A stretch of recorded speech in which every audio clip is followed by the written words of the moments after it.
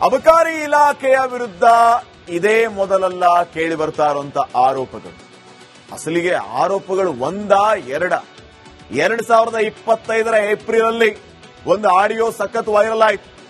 ಆ ಆಡಿಯೋದಲ್ಲಿ ಹಲವು ವಿಚಾರಗಳ ಬಗ್ಗೆ ಪ್ರಸ್ತಾಪ ಮಾಡಿದ್ರು. ಯಾರ್ಯಾರಿಗೆ ದುಡ್ಡು ಹೋಗುತ್ತೆ, ಯಾಕೆ ನೀವು ದುಡ್ಡು ಕೊಡಬೇಕು, ಎಷ್ಟು ಕೊಡಬೇಕು ಅನ್ನೋದೆಲ್ಲ ಸಿಕ್ಕಾಪಟ್ಟೆ ಚರ್ಚೆಗೆ ಕಾರಣ ಆಗಿತ್ತು. CL7 ಲೈಸೆನ್ಸ್ ಮಂಜೂರಾತಿಗೆ 18 ಲಕ್ಷಕ್ಕೆ ಪ್ರಸ್ತಾಪ ಮಾಡಲಾಗಿತ್ತು. ತಿಮ್ಮಾಪುರ ಮತ್ತು ಮಗನಿಂದ ಕರೆ ಮಾಡಿಸಬೇಕು ಅಂತ ಅಲ್ಲಿ ಚರ್ಚೆ ಆಗುತ್ತೆ. 2024 ನವೆಂಬರ್ 10 ರಾಷ್ಟ್ರ ಮಟ್ಟದಲ್ಲಿ ಮಾನ ಹರಾಜಾಗುತ್ತೆ ಇದೇ ವಿಚಾರವಾಗಿ. ಮಹಾರಾಷ್ಟ್ರದ ಚುನಾವಣೆಯ ಸಂದರ್ಭದಲ್ಲಿ ಅಬಕಾರಿ ಹಗರಣವನ್ನ ಪ್ರಸ್ತಾಪ ಮಾಡ್ತಾರೆ ಪ್ರಧಾನಿ ಮೋದಿ ಅವರು. ಮಧ್ಯವರ್ತಕರಿಂದ ಹಣ ವಸೂಲಿ ಮಾಡ್ತಾ ಇದ್ದಾರೆ ಕಾಂಗ್ರೆಸ್ನವರು ಅಂತ ಮೋದಿ ಛಾಟಿ ಬೀಸಿದ್ರು. ಅಬಕಾರಿ ಸಚಿವರಿಗೆ ಪ್ರತಿ ಜಿಲ್ಲೆಯಿಂದ 5 ಲಕ್ಷ ಲಂಚ ಬೇಕಂತೆ. ಪ್ರತಿ ಜಿಲ್ಲೆಯಿಂದ ಹಿರಿಯ ಅಧಿಕಾರಿಯ ಜೊತೆ ಮಾತನಾಡಿದ್ದ ಮಹಿಳಾ ಅಧಿಕಾರಿಯ ಒಂದು ಆಡಿಯೋ ಸಿಕ್ಕಾಪಟ್ಟೆ ಚರ್ಚೆಗೆ ಕಾರಣ ಆಗಿತ್ತು. ಇನ್ನ ಇದನ್ನ ಹೊರತುಪಡಿಸಿದರೆ 2024 ಸೆಪ್ಟೆಂಬರ್ 29 ಅಗೇನ್ CL7 ಲೈಸೆನ್ಸ್ ಮಂಜೂರಿಗೆ ಲಂಚಕ್ಕೆ ಬೇಡಿಕೆ ಇಟ್ಟಿದ್ರು ಅಂತ. ಈಗ 569 ಬಾರ್ ಲೈಸೆನ್ಸ್ ಹರಾಜು ಪ್ರಕ್ರಿಯೆಯಲ್ಲಿ ದೊಡ್ಡ ಅಕ್ರಮವೇ ಕೇಳಿ ಬಂದಿದೆ. 3,000 ಕೋಟಿ ರೂಪಾಯಿ ಅಂತೆ ಟೋಟಲ್. 3,462 ಕೋಟಿ ರೂಪಾಯಿ ಬ್ರಹ್ಮಾಂಡ ಭ್ರಷ್ಟಾಚಾರ ಅಬಕಾರಿ ಇಲಾಖೆಯಲ್ಲಿ ನಡೆದಿದೆಯಂತೆ. ಹಿಂಗಾಗಿ ಇದೆಲ್ಲವನ್ನೂ ಕೂಡ ತನಿಖೆ ನಡೆಸಿ ತಪ್ಪಿತಸ್ಥರ ವಿರುದ್ಧ ಕ್ರಮ ತಗೋಬೇಕು ಅನ್ನುವಂಥದ್ದು ವಿಪಕ್ಷದ ಆಗ್ರಹ ಆಗಿದೆ. ಇನ್ನು ಇದೇ ತಿಮ್ಮಾಪುರ ವಿರುದ್ಧ 2-3 ಸರಿ ಗಂಭೀರವಾದ ಆರೋಪ ಕೇಳಿ ಬರ್ತಾ ಇದ್ರು ಕೂಡ ಯಾರ ಶ್ರೀರಕ್ಷೆ ಇವರಿಗಿದೆ? ಯಾಕೆ ಇವರ ರಾಜೀನಾಮೆಯನ್ನ ಸಿದ್ದರಾಮಯ್ಯ ಅವರು ತಗೊಳ್ತಾ ಇಲ್ಲ? ಆಮೇಲೆ ನಡೆದಂತ ಈ ಒಂದು ಘಟನೆಯ ಬಗ್ಗೆ ಅವರಿಂದ ಸ್ಪಷ್ಟೀಕರಣವನ್ನ ಯಾಕೆ ಕೇಳ್ತಾ ಇಲ್ಲ? ರಾಜ್ಯದ ಜನರ ಎದುರುಗಡೆ ಅಬಕಾರಿ ಇಲಾಖೆಯಲ್ಲಿ ಆಗಿದ್ದೇನು, ಏನ್ ನಡೆದಿದೆ ಅನ್ನೋದ್ರ ಬಗ್ಗೆ ಸ್ಪಷ್ಟನೆ ಕೊಡುವಂತ ಕೆಲಸ ಕಾಂಗ್ರೆಸ್ ಸರ್ಕಾರದಿಂದ ಯಾಕೆ ಆಗ್ತಾ ಇಲ್ಲ? ಇದು ಈಗ ಸದ್ಯ ರಾಜ್ಯದ ಜನರ ಮುಂದೆ ಇರುವಂತಹ ಪ್ರಶ್ನೆ. ಇನ್ನ ನೆಕ್ಸ್ಟ್, ಅಬಕಾರಿ ಇಲಾಖೆಯ ವಿರುದ್ಧ ಇದೇ ಮೊದಲಲ್ಲ ಕೇಳಿ ಬರ್ತಾ ಇರುವಂತ ಆರೋಪಗಳು. ಅಸಲಿಗೆ ಆರೋಪಗಳು ಎರಡ 2025 ಏಪ್ರಿಲ್ ಅಲ್ಲಿ ಒಂದು ಆಡಿಯೋ ಸಖತ್ ವೈರಲ್ ಆಯ್ತು. ಆ ಆಡಿಯೋದಲ್ಲಿ ಹಲವು ವಿಚಾರಗಳ ಬಗ್ಗೆ ಪ್ರಸ್ತಾಪ ಮಾಡಿದ್ರು. ಯಾರ್ಯಾರಿಗೆ ದುಡ್ಡು ಹೋಗುತ್ತೆ, ಯಾಕೆ ನೀವು ದುಡ್ಡು ಕೊಡಬೇಕು, ಎಷ್ಟು ಕೊಡಬೇಕು ಅನ್ನೋದೆಲ್ಲ ಸಿಕ್ಕಾಪಟ್ಟೆ ಚರ್ಚೆಗೆ ಕಾರಣ ಆಗಿತ್ತು. CL7 ಲೈಸೆನ್ಸ್ ಮಂಜೂರಾತಿಗೆ 18 ಲಕ್ಷಕ್ಕೆ ಪ್ರಸ್ತಾಪ ಮಾಡಲಾಗಿತ್ತು. ತಿಮ್ಮಾಪುರ ಮತ್ತು ಮಗನಿಂದ ಕರೆ ಮಾಡಿಸಬೇಕು ಅಂತ ಅಲ್ಲಿ ಚರ್ಚೆ ಆಗುತ್ತೆ. 2024 ನವೆಂಬರ್ 10 ರಾಷ್ಟ್ರ ಮಟ್ಟದಲ್ಲಿ ಮಾನ ಹರಾಜಾಗುತ್ತೆ ಇದೇ ವಿಚಾರವಾಗಿ. ಮಹಾರಾಷ್ಟ್ರದ ಚುನಾವಣೆಯ ಸಂದರ್ಭದಲ್ಲಿ ಅಬಕಾರಿ ಹಗರಣವನ್ನ ಪ್ರಸ್ತಾಪ ಮಾಡ್ತಾರೆ ಪ್ರಧಾನಿ ಮೋದಿ ಅವರು. ಮಧ್ಯವರ್ತಕರಿಂದ ಹಣ ವಸೂಲಿ ಮಾಡ್ತಾ ಇದ್ದಾರೆ ಕಾಂಗ್ರೆಸ್ನವರು ಅಂತ ಮೋದಿ ಛಾಟಿ ಬೀಸಿದ್ರು.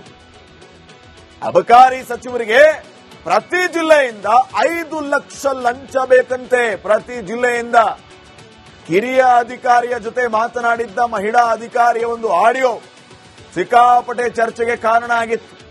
ಇನ್ನ ಇದನ್ನ ಹೊರತುಪಡಿಸಿದರೆ 2024 ಸೆಪ್ಟೆಂಬರ್ 29 ಅಗೇನ್ CL7 ಲೈಸೆನ್ಸ್ ಮಂಜೂರಿಗೆ ಲಂಚಕ್ಕೆ ಬೇಡಿಕೆ ಇಟ್ಟಿದ್ರು ಅಂತ.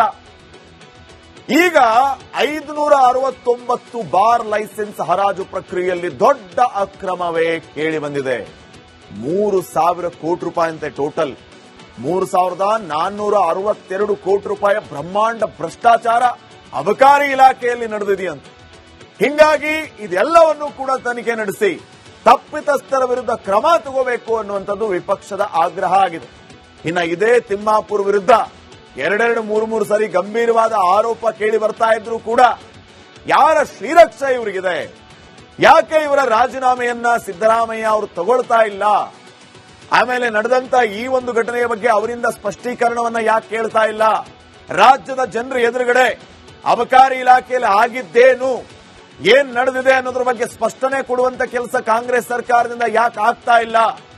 ಇದು ಈಗ ಸದ್ಯ ರಾಜ್ಯದ ಜನರ ಮುಂದೆ ಇರುವಂತಹ ಪ್ರಶ್ನೆ. ಇನ್ನ ನೆಕ್ಸ್ಟ್,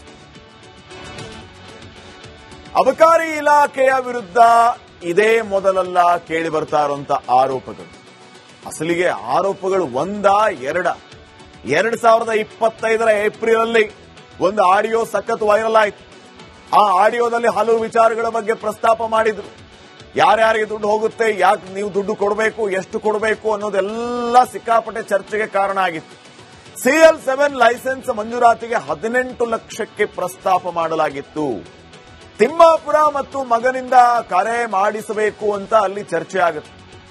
2024 ನವೆಂಬರ್ 10 ರಾಷ್ಟ್ರ ಮಟ್ಟದಲ್ಲಿ ಮಾನ ಹರಾಜಾಗುತ್ತೆ ಇದೇ ವಿಚಾರವಾಗಿ. ಮಹಾರಾಷ್ಟ್ರದ ಚುನಾವಣೆಯ ಸಂದರ್ಭದಲ್ಲಿ ಅಬಕಾರಿ ಹಗರಣವನ್ನ ಪ್ರಸ್ತಾಪ ಮಾಡ್ತಾರೆ ಪ್ರಧಾನಿ ಮೋದಿ ಅವರು.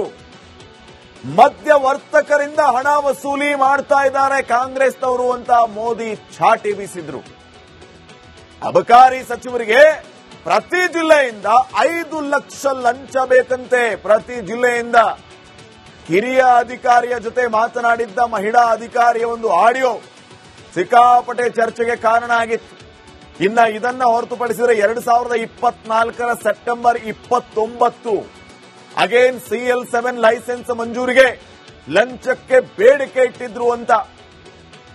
ಈಗ 569 ಬಾರ್ ಲೈಸೆನ್ಸ್ ಹರಾಜು ಪ್ರಕ್ರಿಯೆಯಲ್ಲಿ ದೊಡ್ಡ ಅಕ್ರಮವೇ ಕೇಳಿ ಬಂದಿದೆ. 3,000 ಕೋಟಿ ರೂಪಾಯಿ ಅಂತೆ ಟೋಟಲ್. 3,462 ಕೋಟಿ ರೂಪಾಯಿ ಬ್ರಹ್ಮಾಂಡ ಭ್ರಷ್ಟಾಚಾರ ಅಬಕಾರಿ ಇಲಾಖೆಯಲ್ಲಿ ನಡೆದಿದೆಯಂತೆ. ಹಿಂಗಾಗಿ ಇದೆಲ್ಲವನ್ನೂ ಕೂಡ ತನಿಖೆ ನಡೆಸಿ ತಪ್ಪಿತಸ್ಥರ ವಿರುದ್ಧ ಕ್ರಮ ತಗೋಬೇಕು ಅನ್ನುವಂಥದ್ದು ವಿಪಕ್ಷದ ಆಗ್ರಹ ಆಗಿದೆ.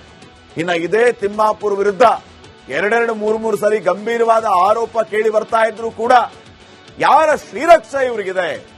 ಯಾಕೆ ಇವರ ರಾಜೀನಾಮೆಯನ್ನ ಸಿದ್ದರಾಮಯ್ಯ ಅವರು ತಗೊಳ್ತಾ ಇಲ್ಲ? ಆಮೇಲೆ ನಡೆದಂತ ಈ ಒಂದು ಘಟನೆಯ ಬಗ್ಗೆ ಅವರಿಂದ ಸ್ಪಷ್ಟೀಕರಣವನ್ನ ಯಾಕೆ ಕೇಳ್ತಾ ಇಲ್ಲ? ರಾಜ್ಯದ ಜನರ ಎದುರುಗಡೆ ಅಬಕಾರಿ ಇಲಾಖೆಯಲ್ಲಿ ಆಗಿದ್ದೇನು, ಏನ್ ನಡೆದಿದೆ ಅನ್ನೋದ್ರ ಬಗ್ಗೆ ಸ್ಪಷ್ಟನೆ ಕೊಡುವಂತ ಕೆಲಸ ಕಾಂಗ್ರೆಸ್ ಸರ್ಕಾರದಿಂದ ಯಾಕೆ ಆಗ್ತಾ ಇಲ್ಲ? ಇದು ಈಗ ಸದ್ಯ ರಾಜ್ಯದ ಜನರ ಮುಂದೆ ಇರುವಂತಹ ಪ್ರಶ್ನೆ. ಇನ್ನ ನೆಕ್ಸ್ಟ್, ಅಬಕಾರಿ ಇಲಾಖೆಯ ವಿರುದ್ಧ ಇದೇ ಮೊದಲಲ್ಲ ಕೇಳಿ ಬರ್ತಾ ಇರುವಂತ ಆರೋಪಗಳು. ಅಸಲಿಗೆ ಆರೋಪಗಳು ಒಂದಾ ಎರಡ? 2025 ಏಪ್ರಿಲ್ ಅಲ್ಲಿ ಒಂದು ಆಡಿಯೋ ಸಖತ್ ವೈರಲ್ ಆಯ್ತು. ಆ ಆಡಿಯೋದಲ್ಲಿ ಹಲವು ವಿಚಾರಗಳ ಬಗ್ಗೆ ಪ್ರಸ್ತಾಪ ಮಾಡಿದ್ರು. ಯಾರ್ಯಾರಿಗೆ ದುಡ್ಡು ಹೋಗುತ್ತೆ, ಯಾಕೆ ನೀವು ದುಡ್ಡು ಕೊಡಬೇಕು, ಎಷ್ಟು ಕೊಡಬೇಕು ಅನ್ನೋದೆಲ್ಲ ಸಿಕ್ಕಾಪಟ್ಟೆ ಚರ್ಚೆಗೆ ಕಾರಣ ಆಗಿತ್ತು. CL7 ಲೈಸೆನ್ಸ್ ಮಂಜೂರಾತಿಗೆ 18 ಲಕ್ಷಕ್ಕೆ ಪ್ರಸ್ತಾಪ ಮಾಡಲಾಗಿತ್ತು. ತಿಮ್ಮಾಪುರ ಮತ್ತು ಮಗನಿಂದ ಕರೆ ಮಾಡಿಸಬೇಕು ಅಂತ ಅಲ್ಲಿ ಚರ್ಚೆ ಆಗುತ್ತೆ. 2024 ನವೆಂಬರ್ 10 ರಾಷ್ಟ್ರ ಮಟ್ಟದಲ್ಲಿ ಮಾನ ಹರಾಜಾಗುತ್ತೆ ಇದೇ ವಿಚಾರವಾಗಿ. ಮಹಾರಾಷ್ಟ್ರದ ಚುನಾವಣೆಯ ಸಂದರ್ಭದಲ್ಲಿ ಅಬಕಾರಿ ಹಗರಣವನ್ನ ಪ್ರಸ್ತಾಪ ಮಾಡ್ತಾರೆ ಪ್ರಧಾನಿ ಮೋದಿ ಅವರು. ಮಧ್ಯವರ್ತಕರಿಂದ ಹಣ ವಸೂಲಿ ಮಾಡ್ತಾ ಇದ್ದಾರೆ ಕಾಂಗ್ರೆಸ್ನವರು ಅಂತ ಮೋದಿ ಛಾಟಿ ಬೀಸಿದ್ರು. ಅಬಕಾರಿ ಸಚಿವರಿಗೆ ಪ್ರತಿ ಜಿಲ್ಲೆಯಿಂದ 5 ಲಕ್ಷ ಲಂಚ ಬೇಕಂತೆ. ಪ್ರತಿ ಜಿಲ್ಲೆಯಿಂದ ಹಿರಿಯ ಅಧಿಕಾರಿಯ ಜೊತೆ ಮಾತನಾಡಿದ್ದ ಮಹಿಳಾ ಅಧಿಕಾರಿಯ ಒಂದು ಆಡಿಯೋ ಸಿಕ್ಕಾಪಟ್ಟೆ ಚರ್ಚೆಗೆ ಕಾರಣ ಆಗಿತ್ತು. ಇನ್ನ ಇದನ್ನ ಹೊರತುಪಡಿಸಿದರೆ 2024 ಸೆಪ್ಟೆಂಬರ್ 29 ಅಗೇನ್ CL7 ಲೈಸೆನ್ಸ್ ಮಂಜೂರಿಗೆ ಲಂಚಕ್ಕೆ ಬೇಡಿಕೆ ಇಟ್ಟಿದ್ರು ಅಂತ. ಈಗ 569 ಬಾರ್ ಲೈಸೆನ್ಸ್ ಹರಾಜು ಪ್ರಕ್ರಿಯೆಯಲ್ಲಿ ದೊಡ್ಡ ಅಕ್ರಮವೇ ಕೇಳಿ ಬಂದಿದೆ. 3,000 ಕೋಟಿ ರೂಪಾಯಿ ಅಂತೆ ಟೋಟಲ್. 3,462 ಕೋಟಿ ರೂಪಾಯಿ ಬ್ರಹ್ಮಾಂಡ ಭ್ರಷ್ಟಾಚಾರ ಅಬಕಾರಿ ಇಲಾಖೆಯಲ್ಲಿ ನಡೆದಿದೆಯಂತೆ. ಹಿಂಗಾಗಿ ಇದೆಲ್ಲವನ್ನೂ ಕೂಡ ತನಿಖೆ ನಡೆಸಿ ತಪ್ಪಿತಸ್ಥರ ವಿರುದ್ಧ ಕ್ರಮ ತಗೋಬೇಕು ಅನ್ನುವಂಥದ್ದು ವಿಪಕ್ಷದ ಆಗ್ರಹ ಆಗಿದೆ. ಇನ್ನ ಇದೇ ತಿಮ್ಮಾಪುರ್ ವಿರುದ್ಧ 2-3 ಸರಿ ಗಂಭೀರವಾದ ಆರೋಪ ಕೇಳಿ ಬರ್ತಾ ಇದ್ರು ಕೂಡ ಯಾರ ಶ್ರೀರಕ್ಷೆ ಇವರಿಗಿದೆ? ಯಾಕೆ ಇವರ ರಾಜೀನಾಮೆಯನ್ನ ಸಿದ್ದರಾಮಯ್ಯ ಅವರು ತಗೊಳ್ತಾ ಇಲ್ಲ? ಆಮೇಲೆ ನಡೆದಂತ ಈ ಒಂದು ಘಟನೆಯ ಬಗ್ಗೆ ಅವರಿಂದ ಸ್ಪಷ್ಟೀಕರಣವನ್ನ ಯಾಕೆ ಕೇಳ್ತಾ ಇಲ್ಲ? ರಾಜ್ಯದ ಜನರ ಎದುರುಗಡೆ ಅಬಕಾರಿ ಇಲಾಖೆಯಲ್ಲಿ ಆಗಿದ್ದೇನು, ಏನ್ ನಡೆದಿದೆ ಅನ್ನೋದ್ರ ಬಗ್ಗೆ ಸ್ಪಷ್ಟನೆ ಕೊಡುವಂತ ಕೆಲಸ ಕಾಂಗ್ರೆಸ್ ಸರ್ಕಾರದಿಂದ ಯಾಕೆ ಆಗ್ತಾ ಇಲ್ಲ? ಇದು ಈಗ ಸದ್ಯ ರಾಜ್ಯದ ಜನರ ಮುಂದೆ ಇರುವಂತಹ ಪ್ರಶ್ನೆ. ಇನ್ನ ನೆಕ್ಸ್ಟ್,